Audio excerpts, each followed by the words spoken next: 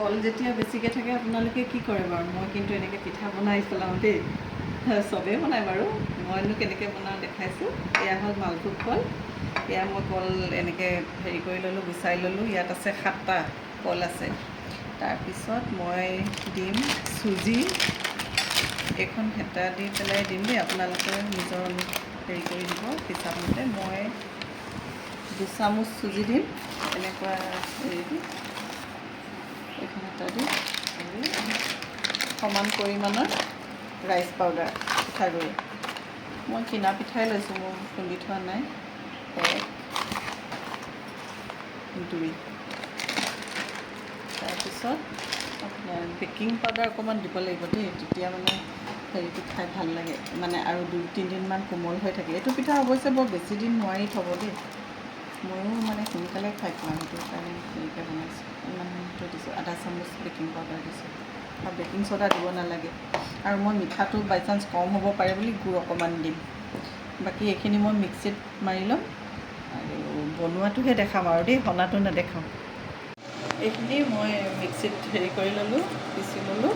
ইমানটো ডাঠ হ'ব লাগে মানে, ইয়াতকৈ ঢিলা কৰিলে মানে বস্তুটো বহল হৈ যায়। আৰু খালি এই পিঠাটো যে 2-3 দিনৰ ভিতৰত এদায় কৰিব লাগে খাই। বেছি দিন থাকিলে মানে বেয়া হোৱাৰ চান্স থাকে। আৰু এই আছে ইয়াত দেখুৱা, এইফালে দেখুৱা,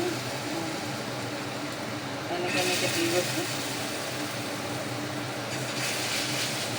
গেছটো মই অকণমান ল' টু মিডিয়াম ফ্লেমত ৰাখিছোঁ। গুড় দিয়াৰ কাৰণে মানে অলপ সোনকালে জ্বলি যোৱাৰ চান্স থাকে যে। বৰ টেষ্টি লাগে খাই। কিবা ঘৰত সকাম নিকাম পাতিলেও বনালে ভকতে খাই খুব ভাল পায়।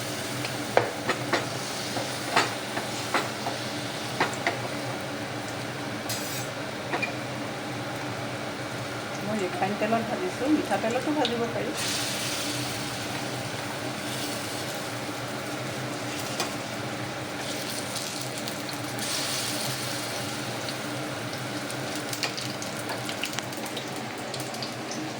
দেখাবা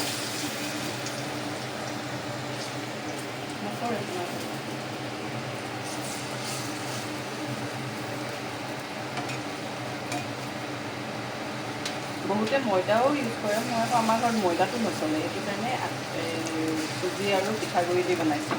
আটাও দিব পাৰে আপুনি পিঠাগুড়ি নাথাকিলে। মই আটা দিও বনাই পাইছোঁ, খাই ভালেই লাগে। খালি পিঠাগুড়ি আছিলে কাৰণে পিঠাগুড়ি আৰু চুজিটো দিছোঁ।